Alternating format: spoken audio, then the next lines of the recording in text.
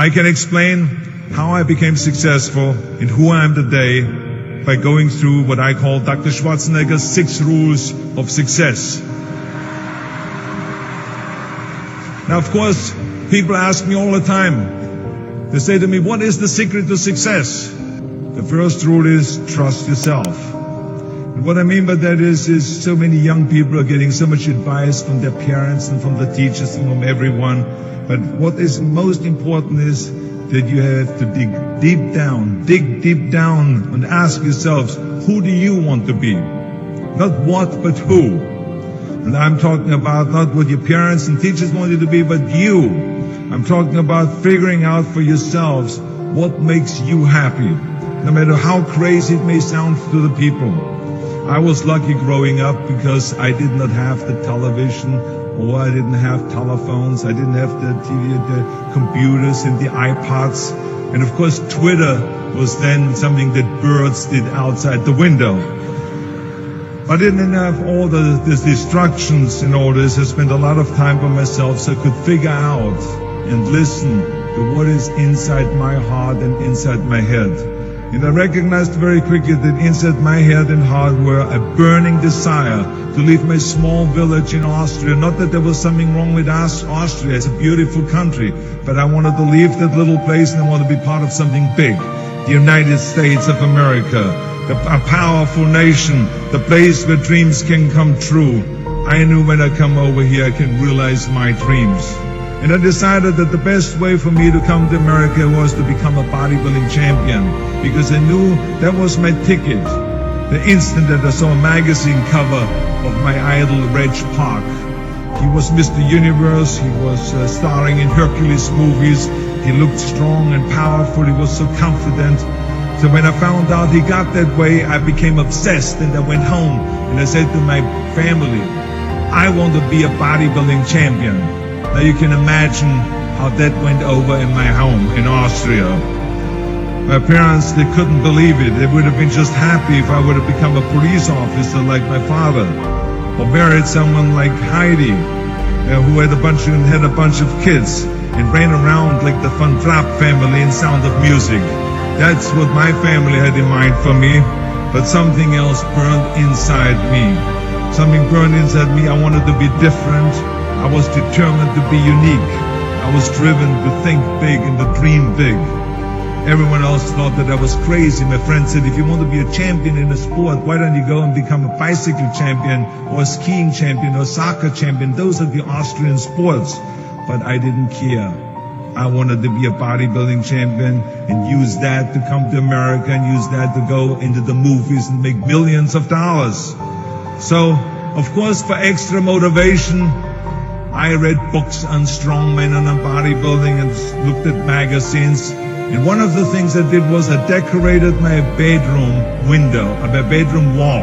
Right next to my bed, there was this big wall that I decorated all with pictures. I hung up pictures of strongmen and bodybuilders and wrestlers and boxers and so on. And I was so excited about this great decoration that I took my mother to the bedroom and I showed her. And she shook her head. She was absolutely in shock.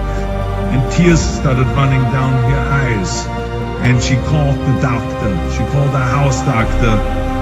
And she brought him in and she explained to him, there's something wrong here. She said, she looked at the wall with the doctor. She says, where did I go wrong? I mean, all of Arnold's friends have pictures on the wall of girls. And Arnold has all this men, but it's not just men, they're half naked. And they're oiled up with baby oil. And what is going on here? Where did I go wrong? So you can imagine the doctor shook his head and he said, there's nothing wrong. At this age, you have idols and you go and have this. This is just quite normal. So this is rule number 1. I wanted to become a champion. I was on a mission. So rule number 1 is, of course, trust yourself no matter how and what anyone else thinks. And of course, rule number 2 is break the rules. We have so many rules in life about everything. I say break the rules, not the law, but break the rules. My wife has a t-shirt that says, well-behaved women rarely make history.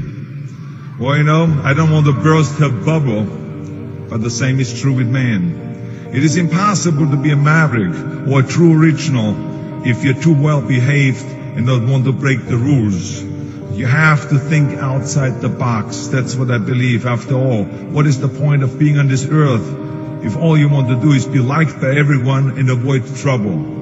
The only way that I ever got any place was by breaking some of the rules. After all, I remember that after I was finished with my bodybuilding career, I wanted to get into acting and I wanted to be a star in films. You can imagine what the agent said when I went to meet all those agents.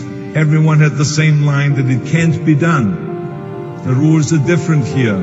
Just look at your body. You have this huge, monstrous body, overly developed, that doesn't fit into the movies. You don't understand. This was 20 years ago, the Hercules movies. Now there's the little guys that are in, Dustin Hoffman, Woody Allen, Jack Nicholson, before he gained weight, of course, that is. But anyway, those are the guys that were in.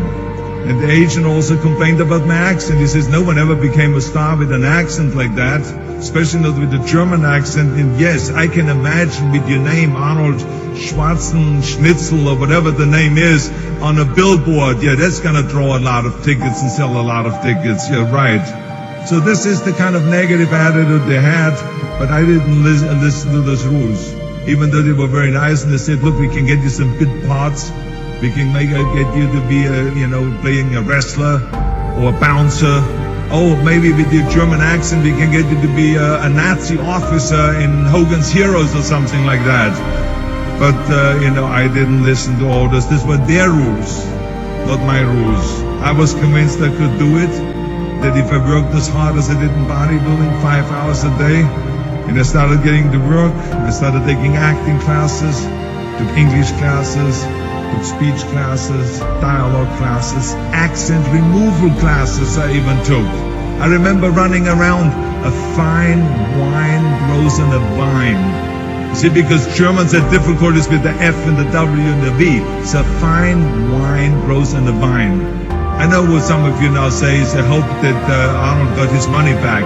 But let me tell you something. I had a good time doing those things and it really helped me. And finally, I broke through.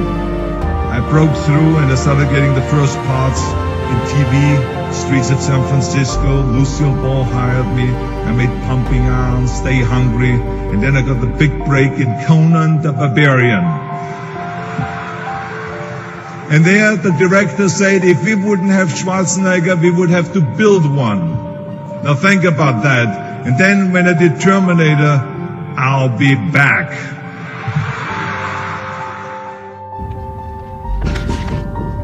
I'll be back.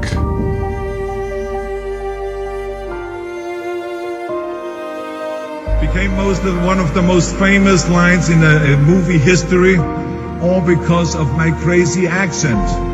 Now think about it, the things that the agent said will be totally a detriment and will be impossible for me to get a job, all of a sudden became an asset for me. All of those things, my accent, my body and everything. So it just shows you never listen that you can't do something. And you have to work your way up, of course, run for something else first. I mean, it was the same in when I ran for governor. The same lines that if you work your way up, it can't be done. And then, of course, I ran for governor, and the rest, of course, is history. They said you have to start with a small job as mayor, and then as assemblyman, and then you as lieutenant governor, and then as governor. And they said that's the way it works in a political career. I said I'm not interested in a political career. I want to be a public servant. I want to fix California's problems and bring people together and bring the parties together. So, like I said, I decided to run. I didn't pay attention to the rules, and I made it, and the rest is history. Which of course brings me to rule number 3. Don't be afraid to fail.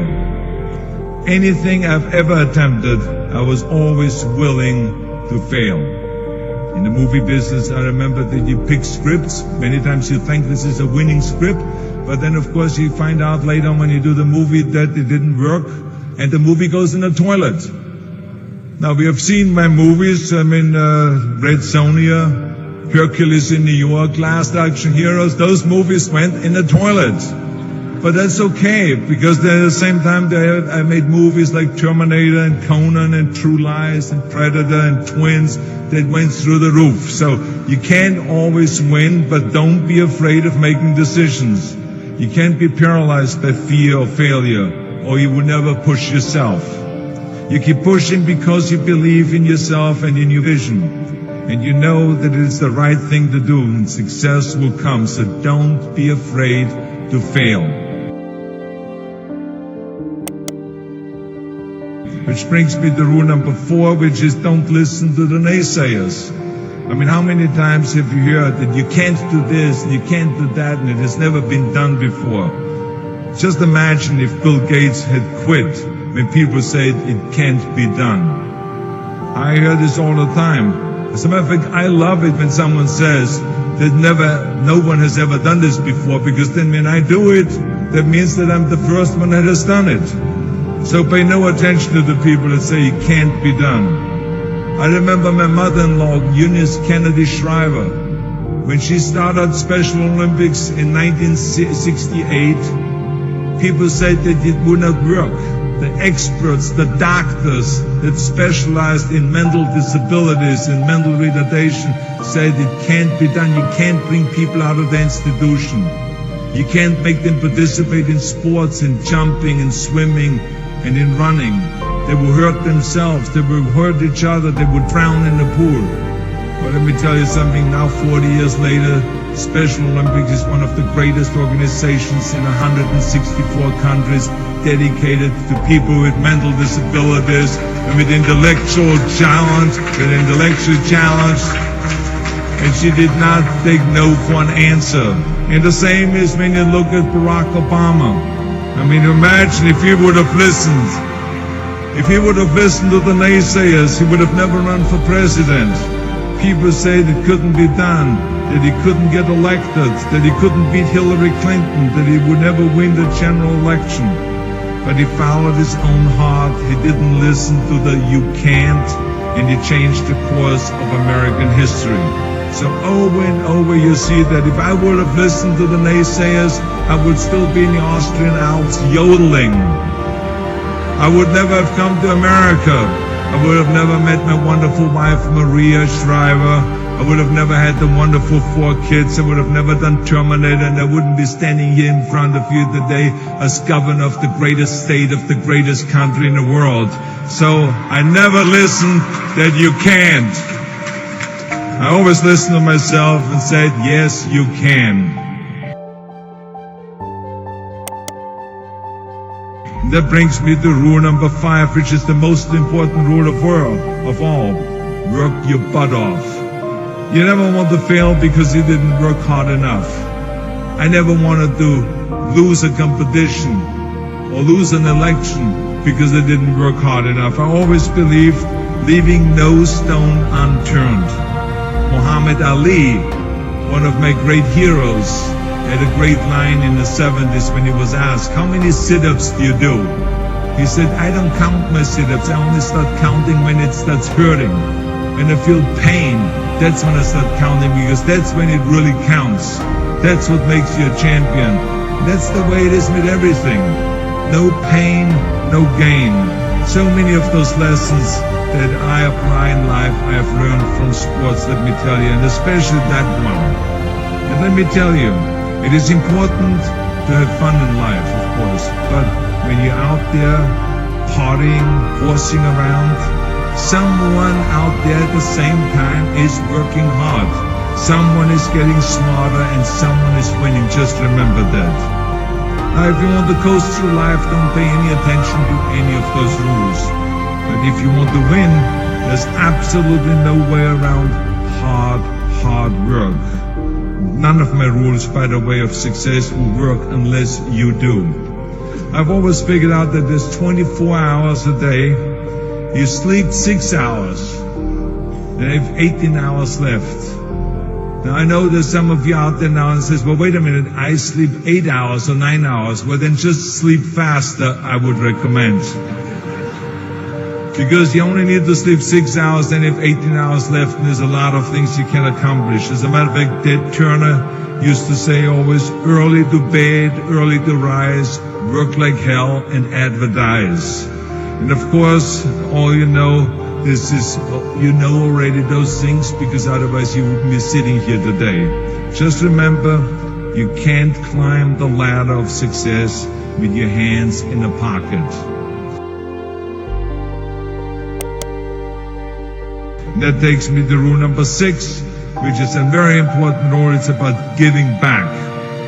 Whatever path that you take in your life, you must always find time to give something back. Something back to your community, give something back to your state or to your country. And my father-in-law, Sergeant Shriver, who is a great American, truly great American, who started the Peace Corps, the Job Corps, legal aid to the poor. He said at Yale University to the students at the commencement speech, tear down that mirror. Tear down that mirror that makes you always look at yourself. And you will be able to look beyond that mirror, and you will see the millions of people that need your help. Let me tell you something, reaching out and helping people will bring you more satisfaction than anything else you've ever done. As a matter of fact, today, after having worked for Special Olympics and having started after-school programs, have promoted fitness, and now with my job as governor, I can tell you, playing a game of chess with an 8-year-old kid in an inner-city school is far more exciting for me than walking down another red carpet of a movie premiere. So let me tell you, as you prepare to go off into the world, remember those 6 rules. Trust yourself, break some rules, don't be afraid to fail, ignore the naysayers, work like hell, and give something back. Congratulations, and God bless all of you. Thank you very much. Thank you.